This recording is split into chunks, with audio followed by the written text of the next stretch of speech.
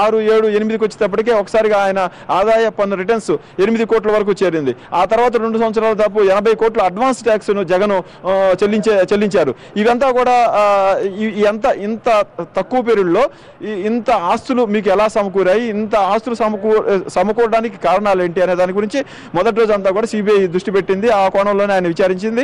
ఆయన ఎక్కడా కూడా నేనంతా కూడా చట్టబద్ధంగా న్యాయబద్ధంగా సంపాదించాను, నా పరిశ్రమలు కానీ నా సంస్థలు కానీ కూడా అలాగే నడుస్తున్నాయని చెప్పారు. రెండో రోజుకి వచ్చేటప్పటికి వాన్ పీక్ దగ్గర స్టార్ట్ చేశారు. వాన్ పీక్ దగ్గర స్టార్ట్ చేసి వాన్ పీక్ నిమ్మగడ్డ ప్రసాద్ మీకు ఎప్పుడు సంబంధం ఉంది, ఆయన మీ సంస్థలో ఇంత పెట్టుబడులు పెట్టడానికి కారణం ఏంటి, మీడియా చూస్తే మీడియా అన్ని కూడా లాస్లో ఉన్నాయి, మీ సాక్షి టీవీ కానీ సాక్షి పేపర్ కానీ ఇతరత్ర ఇవన్నీ కూడా అంత నష్టాల్లో ఉన్నా కూడా ఆయన పెట్టుబడి పెట్టడానికి కారణం ఏమిటి అనే విషయం గురించి వాళ్ళు స్టార్ట్ చేసి దానికి సంబంధించి కూడా కొంత సమాచారాన్ని జగన్ నుంచి సేకరించారు.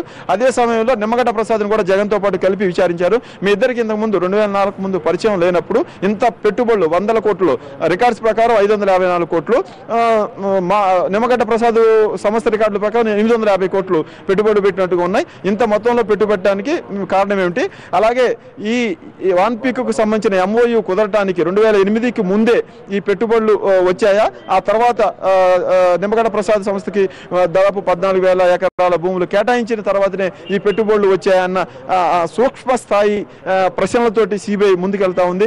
వాటి నుంచి సమాచారం రాబడుతుంది. ఈ రోజంతా కూడా జగన్కు సంబంధించిన మిగతా సంస్థల్లో పెట్టుబడులకు సంబంధించి కూడా కొంత క్లారిటీని వాళ్ళు తీసుకునే ప్రయత్నం సిబిఐ చేస్తూ ఉంది. అయితే మనకున్న సమాచారం ప్రకారం జగన్ 6-7 గంటల లోపల ఉన్నప్పటికీ దాదాపు 2 గంటల పాటు, అంటే రోజుకు 2 గంటల చొప్పున ఆయన ఐడియల్గానే కూర్చోబెడుతున్నట్టుగా కూడా కొంత సమాచారం ఉంది. అయితే ఇది అధికారిక సమాచారం కాదు, అక్కడ ఉన్న కొంతమంది మన సోర్సు బట్టి తెలుస్తూ ఉంది. ఎక్కువసేపు ఐడియల్గా కూర్చోబెడుతున్నారు జగన్ అని కూడా తెలుస్తూ ఉంది.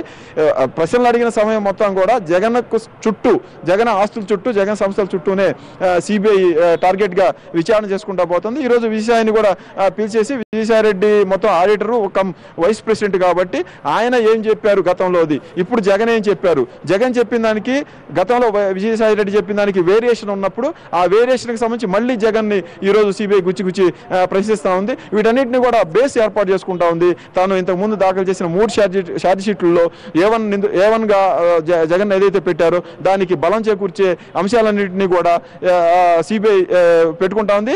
అదే సమయంలో సిబిఐకి సంబంధించిన న్యాయవాదులు కూడా ఇక సిబిఐకి అందుబాటులో ఉండి ఎక్కడైతే లీగల్గా జగన్ దొరుకుతాడో, ఎక్కడైతే లీగల్గా జగన్ ఫిక్స్ చేయడానికి అవకాశం ఉంటుందో ఆ సమాచారాన్ని కూడా, అంటే ఆ విధంగా ప్రశ్నలు వేసి సమాచారం రాబట్టడం వల్ల కూడా వాళ్ళు పక్క నుండి చెప్తుండటంతో అన్ని వైపుల నుంచి కూడా జగన్ని ఇరుకుని పెట్టే విధంగా, జగన్ని ఫిక్స్ చేసే విధంగా సిబిఐ ఈ రోజు ఈ 3 రోజుల నుంచి కూడా విచారణ జరుపుతుంది. వరప్రసాద్.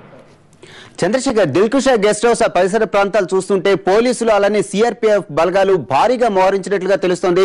అలానే హైదరాబాద్ లోని ఇతరత్ర ప్రాంతాలు, ఎమ్మెల్యే క్వార్టర్స్, అలానే ఇతర ముఖ్యమైన ప్రాంతాల్లో కూడా భద్రతను భారీ బందోబస్తుతో కట్టుదిట్టంగా చేసినట్లుగా కనిపిస్తోంది. అయితే ఇవాళ సండే కాబట్టి ట్రాఫిక్ పెద్ద ఇబ్బంది లేకుండా, ఆ ట్రాఫిక్ మళ్లించినా సరే పెద్ద ఇబ్బంది లేకుండా గడుస్తోంది. కానీ ఇంత కట్టుదిట్టమైన భద్రతను ఇవాళ ఏర్పాటు చేయడానికి, నిన్న మొన్నటితో కంపేర్ చేస్తే ఈ రోజు చాలా ఎక్కువగా భద్రతను కట్టుదిట్టం చేయడానికి ప్రత్యేక కారణాలు ఏవైనా ఉన్నట్లుగా పోలీసు అధికారులు చెబుతున్నారా?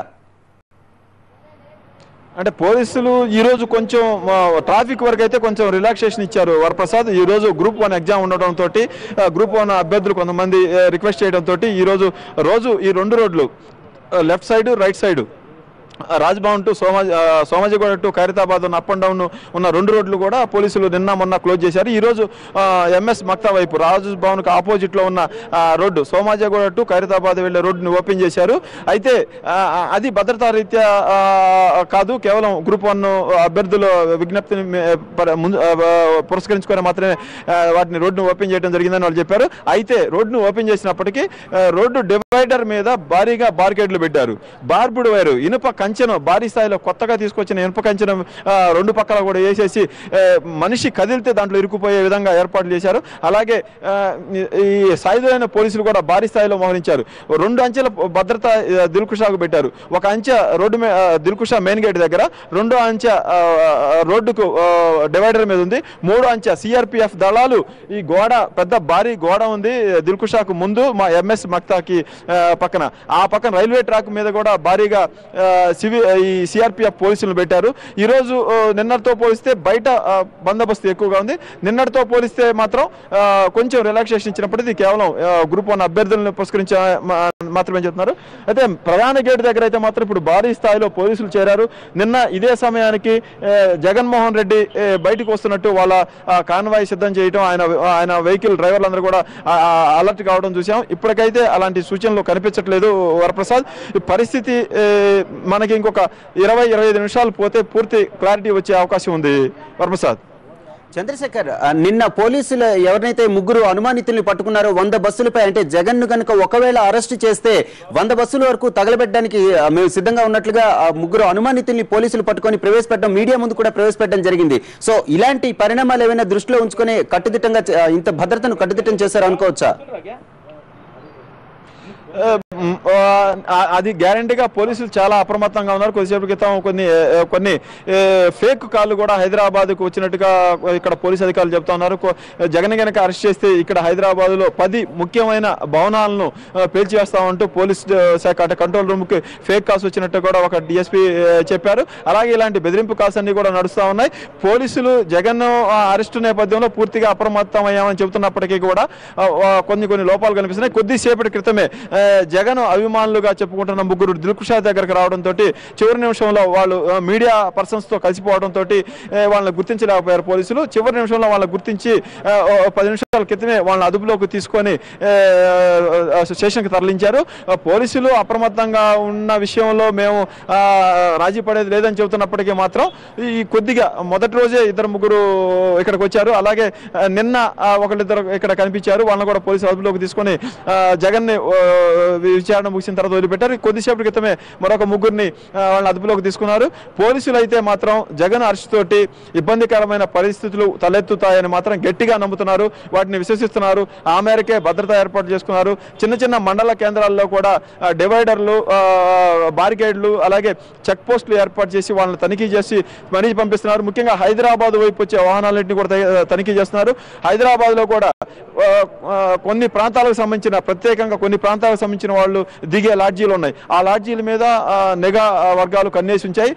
లకిడికప్పుల ఆ ప్రాంతంలో కొన్ని లాడ్జీలు అయితే 1-2 గదులు మినహా మిగతా గదులన్నీ కూడా ఖాళీ అయిపోయి రాయలసీమ ప్రాంతానికి అలాగే కోస్తా ప్రాంతానికి సంబంధించిన కొంతమంది నేతలు వివిధ పనుల మీద వచ్చిన వాళ్ళు కూడా ఈ తనిఖీలు చూసి ఈ జగన్ అరెస్టు తర్వాత జరిగే గొడవలు జరుగుతాయి అనే వదంతుల నేపథ్యంలో పోలీసులు అనుమానిస్తారు, ఇబ్బంది పెడతారనే ఉద్దేశంతో వాళ్ళు కూడా లాడ్జీలు ఖాళీ చేసి వెళ్ళిపోయినట్టుగా కూడా సమాచారం అందుతుంది. ఈ విధంగా పోలీసులు ఒకవైపు అప్రమత్తంగా ఉంటూనే మరొకవైపు జరగబోయే పరిణామాలు ఎదుర్కోవడానికి సిద్ధంగా ఉంటున్నారు. ఏదేమైనప్పటికీ జగన్ అరెస్ట్ వల్ల ఇటువంటి అవాంఛనీయ సంఘటనలు జరగకుండా చూడటం అనేది ఇప్పుడు ప్రభుత్వం మీద ఉన్న తక్షణ కర్తవ్యం. జగన్కున్న ఇంపార్టెన్స్ దృష్ట్యా కానీ ఆయన పార్టీ నేతలుగా చెప్పుకుంటున్న వాళ్ళని నిన్న 3 అరెస్ట్ చేయడం కానీ వాళ్ళు 100 బస్సులని తగలబెట్టడానికి పెట్రోల్ సిద్ధం చేసుకున్నట్టుగా SMS-లని సర్క్యులేట్ చేసినట్టుగా వచ్చిన ప్రచారం నేపథ్యంలో పోలీసులు ఈరోజు మరింత అప్రమత్తమయ్యారు. రాష్ట్ర వ్యాప్తంగా ఉన్న వాళ్ళని కూడా పోలీసులు రేంజ్ల వారీగా డిఐజీ స్థాయి అధికారులు వాళ్ళని నిరంతరం సమీక్షిస్తా ఉన్నారు. Varaprasad. Okay, thank you Chandrasekhar. ఇది ఇప్పటి వరకు ఉన్న పరిస్థితి.